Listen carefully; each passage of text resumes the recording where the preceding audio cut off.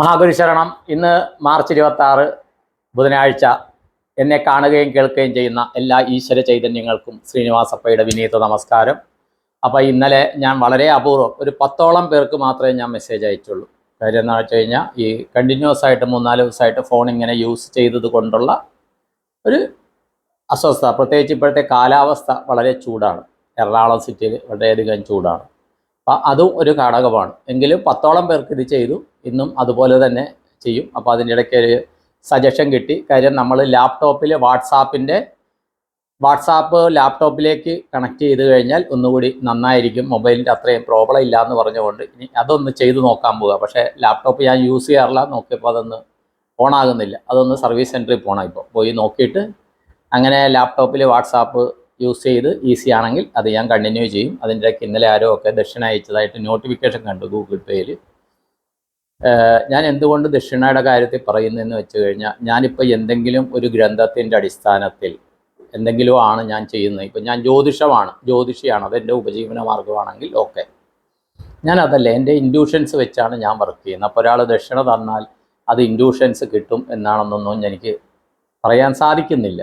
രണ്ടാമത്തെ കാര്യം എന്താണെന്ന് വെച്ച് കഴിഞ്ഞാൽ, ഇപ്പോൾ ദക്ഷിണ ഒരു ഘടകമല്ല. പക്ഷേ ചിലരുടെ അടുത്ത് പറയാറുണ്ട്, ചോദിക്കുമ്പോൾ അവർക്ക് അക്കൗണ്ട് നമ്പർ കൊടുക്കാണ്ട്. ഇപ്പോൾ ചിലരെ ഇന്നലെയല്ല മിനിഞ്ഞാന്നൊക്കെ വിളിച്ച് സംസാരിച്ച് കഴിയുമ്പോൾ പിന്നെ ബാങ്ക് അക്കൗണ്ട് ഡീറ്റെയിൽസ് ചോദിക്കുന്നു. ഗുരുദക്ഷിണ ഇടാനായിട്ട് ബാങ്ക് അക്കൗണ്ട് ഡീറ്റെയിൽസ്. അപ്പോൾ അതിൻ്റെ ഒന്നും ആവശ്യമില്ല എന്ന് പറഞ്ഞു. കാര്യം അതിൻ്റെ ഒന്നും ആവശ്യമില്ല. എൻ്റെ ഒരു രീതി അതാണ്. ഇനി എനിക്ക് കിട്ടാനുള്ളത് ഞാൻ വാങ്ങിക്കാനുള്ളതാണെങ്കിൽ യൂണിവേഴ്സ് അത് തീരുമാനിക്കും. ഞാൻ അതാണ് വിചാരിക്കണം. കാര്യം എന്താ വെച്ചാൽ, ഈ ദക്ഷിണ എന്ന് പറയുന്നത് ഒരു കാർമിക് എഫക്റ്റാണ്.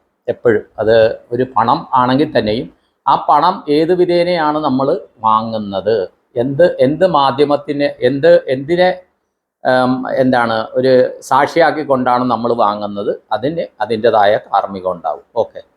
അപ്പോൾ പലരും വിളിച്ച്, ഇന്നലെ തിരുവോണം നക്ഷത്രക്കാർ വിളിച്ച്, തിരുവോണം നക്ഷത്രം എൻ്റെ ഇപ്പോൾ വ്യാഴദശ തീരുന്നു, ശരി തുടങ്ങുന്നു. അതിൻ്റെ ഇടയ്ക്ക് അവരുടെ ജാതകം നോക്കിയപ്പോഴത്തേക്കും ജാതകത്തിനകത്ത് കാളസർപ്പയോഗം അങ്ങനെയൊക്കെയുള്ള ഇതുണ്ട്. ഞാനൊരു കാര്യം പറയട്ടെ, നമ്മൾ ജന്മം എടുത്തത് നമ്മുടെ മുജ്ജന്മത്തിൻ്റെ കണ്ടിന്യൂവേഷനായിട്ട് നമ്മളോട് തന്നെ ആത്മതലത്തിനോട് ചോദിച്ചിട്ടാണ് നമുക്ക് ജന്മം കിട്ടുന്നത്. അത് ഇപ്പോൾ അതിനെക്കുറിച്ച് ആധികാരികമായിട്ട് ഈ പാസ്റ്റ് ലൈഫ് റിഗ്രഷൻ ചെയ്യുന്നവരൊക്കെ അത് രേഖപ്പെടുത്തിയിട്ടുണ്ട്. അത് വിശ്വസിക്കാം, വിശ്വസിക്കാണ്ടിരിക്കാനായിട്ട് പൂർണ്ണ സ്വാതന്ത്ര്യം എല്ലാവർക്കും ഉണ്ട്.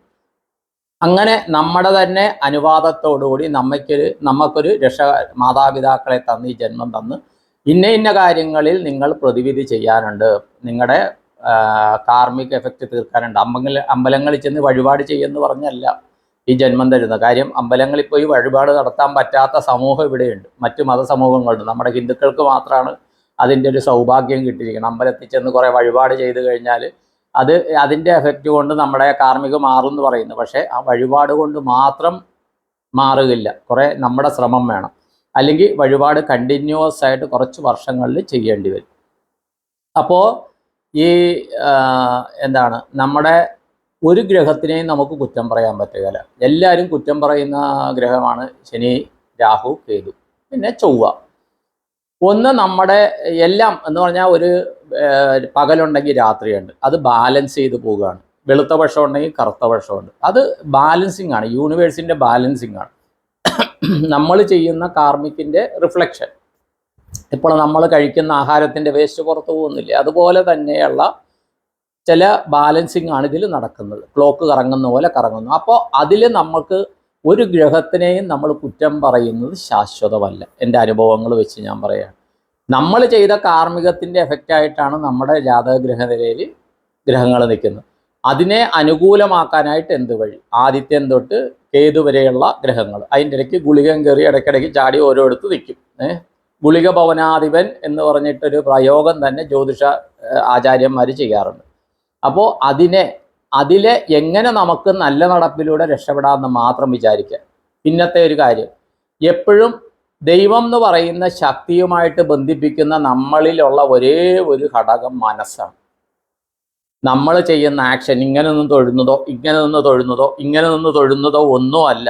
നമ്മുടെ മനസ്സ് എവിടെ എത്തുന്നു, മനസ്സാ വാചാ കർമ്മണ, മനസ്സുകൊണ്ട്, വാക്കുകൊണ്ട്, കർമ്മം കൊണ്ട്, പ്രവൃത്തി കൊണ്ട് എന്താണ് നമ്മൾ ചെയ്യുന്നത്, അതിനനുസരിച്ചാണ് ദൈവം എന്ന് പറയുന്ന ശക്തിയിൽ നിന്ന് ജാതി മതഭേദമന്യേ നമുക്ക് റിസൾട്ട് കിട്ടുന്നത്. മനസ്സിലായോ? അപ്പോൾ ഇത് ദയവ് ചെയ്ത് എല്ലാവരും മനസ്സിലാക്കണമെന്ന് ഞാൻ വിനീതമായിട്ട് അപേക്ഷിക്കുകയാണ്. ഇത്രയും പറഞ്ഞുകൊണ്ട് ഇന്ന് ഏകാദശി വ്രതമാണ് ഞങ്ങൾക്ക്. അപ്പോൾ ഏകാദശി വ്രതത്തിൻ്റെ അതുകൊണ്ട് തന്നെ അതിൻ്റെതായ ചില ഇടയ്ക്ക് മെഡിറ്റേഷനൊക്കെ കാണും. അപ്പോൾ അതിൻ്റെ പുണ്യം എല്ലാവർക്കും പകർന്നു നൽകുന്നു. എന്നെ കാണുന്ന കേൾക്കുന്ന എല്ലാവർക്കും, അവരുടെ കുടുംബത്തിലെല്ലാവർക്കും ദീർഘായുസ്, പൂർണ്ണാരോഗ്യം, സത്സന്താന സൗഭാഗ്യം, ധനധാന്യ സമൃദ്ധി, സർവകാര്യസിദ്ധി, സർവൈശ്വര്യം, സർവ്വമനോകാമനാഭിഷ്ടം നടക്കാനും, കുട്ടികൾക്ക് വിദ്യാഭ്യാസത്തിൽ ഉന്നത വിജയം നേടി അവരാഗ്രഹിക്കുന്ന സർവീസോ പ്രൊഫഷനോ ജോലിയിലോ അവർ ജോയിൻ ചെയ്യാനും, അവർക്ക് സംസ്കാര സമ്പന്നമായ അതാത് കുലാചാരപ്രകാരമുള്ള നല്ലൊരു ജീവിത പങ്കാളി ലഭിക്കാനും, അതുപോലെ ഓരോരുത്തരും ചെയ്യുന്ന ബിസിനസ്സോ ജോലിയിലോ ഒക്കെ അവർക്ക് വരുമാനങ്ങളുണ്ടാകാനും, കുടുംബത്തിൽ ആ സാമ്പത്തിക സ്ഥിരത വരാനും, അതുപോലെ തന്നെ ഓരോരുത്തരും കുട്ടികൾ ചെയ്യുന്ന അല്ലെങ്കിൽ വ്യക്തികൾ ചെയ്യുന്ന യാത്രകളിൽ ആ ഒരു സുരക്ഷിതത്വം ലഭിക്കാനും, എല്ലാവരുടെയും ജീവിതത്തിൽ എപ്പോഴും എല്ലാവരുടെയും കുലദേവത, ഇഷ്ടദേവത, ഗ്രാമദേവത, കുരു പരമ്പരകൾ, അതുപോലെ പിതൃക്കന്മാരുടെ അനുഗ്രഹം കൊണ്ട് എല്ലാവരുടെയും ജീവിതം ഐശ്വര്യസമ്പൂർണമാകാനായിട്ട് പ്രാർത്ഥിച്ചുകൊണ്ട് സങ്കല്പം ചെയ്തുകൊണ്ട് നിർത്തുന്നു. നിങ്ങളുടെ സ്വന്തം ശ്രീനിവാസ പൈ.